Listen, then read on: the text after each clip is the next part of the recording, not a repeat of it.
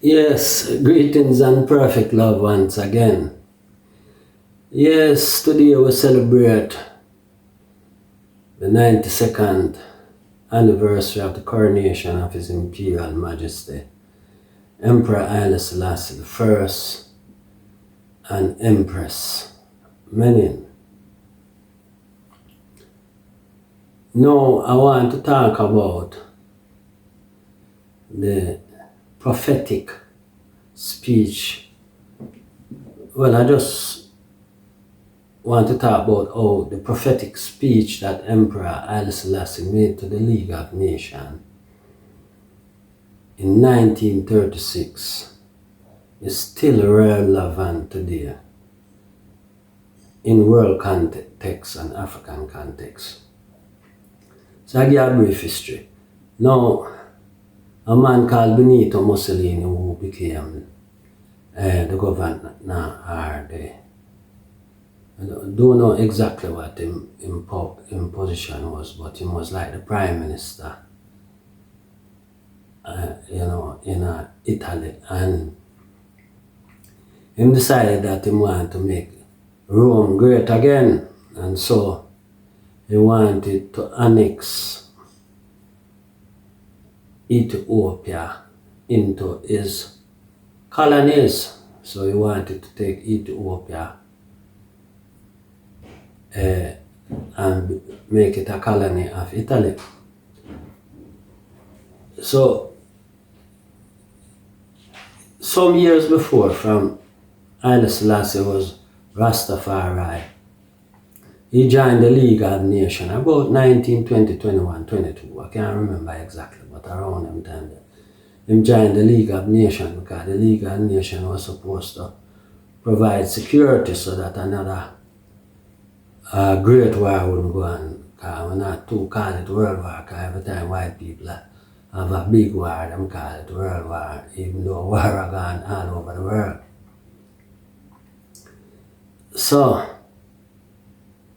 Haile Selassie, after the invasion and the mustard gas throwing and all this type of thing, had to exit Ethiopia in face of superior military power and came to England.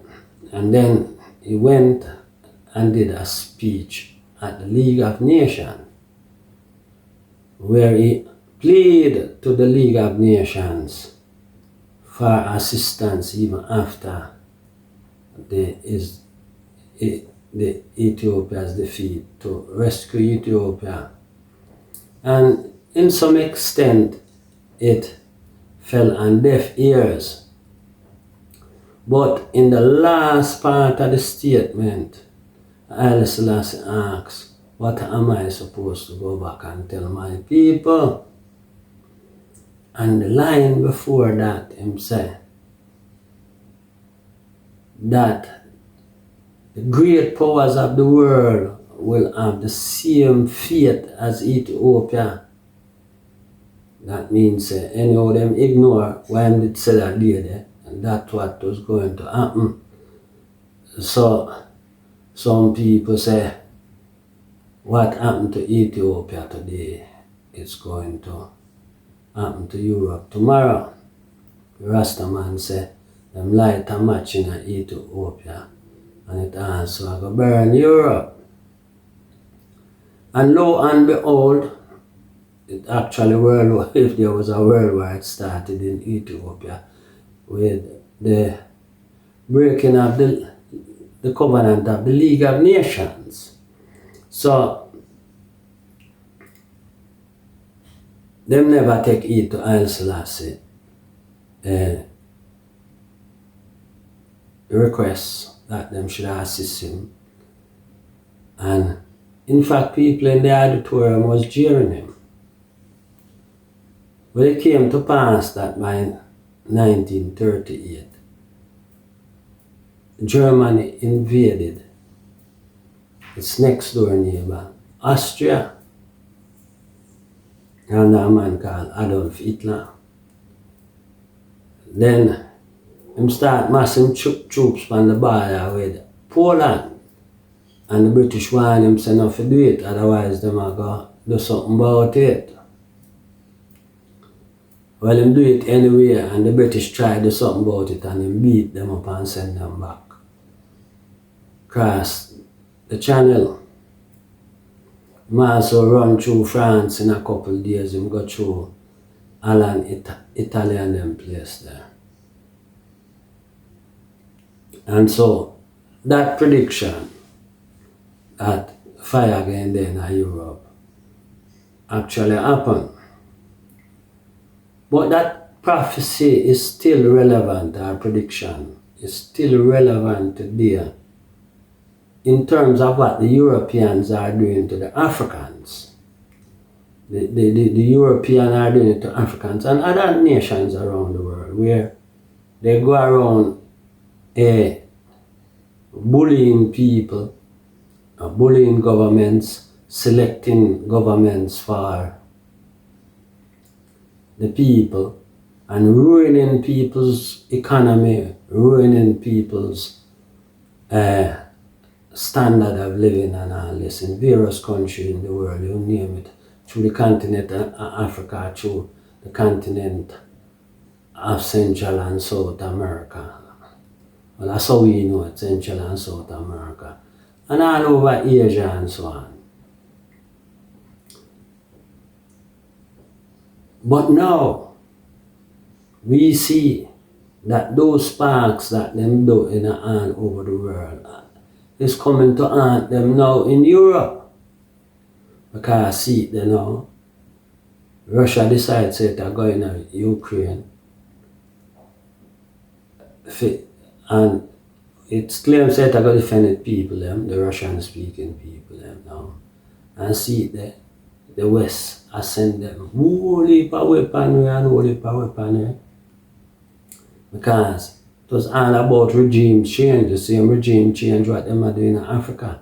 They made a regime change in Ukraine, and the people, them in the government in Ukraine wouldn't behave itself when Russia attacked to it. And see it there, war in Europe now, and we see them bring down the European nations, tell them that they have to go have a harsh winter because of them regime change, them want regime change Putin. And we seen that they are willing to sacrifice themselves, because them they're on a suicide course in order, so them like all time people that say them cut off them nose to spite them face. And then still expect we to help them. But them say cockroach not have no business in a foul fight. Understand? So Africans are supposed to protect the African people, and now we have a window of opportunity where these people decide to put suffering upon themselves. Now is the time for Africans to come out and establish themselves as a race and as a people, and to demand of themselves the right to self-determination, the right to open up them borders, the right to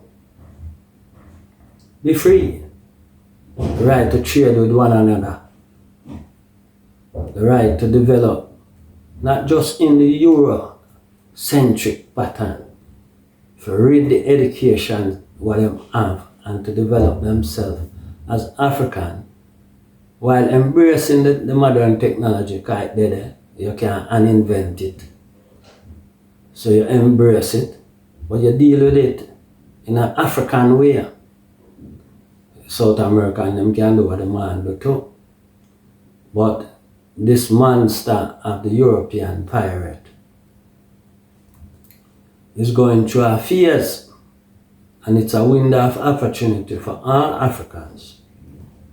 Because so-called World War II brought decolonization for most of the oppressive thing. Although enough of them, like France, technically never fully give up them colony. But it's just those people never really want to be free. You understand? Because you have to want to be free to be free. You understand? Intelligent people is not going to accept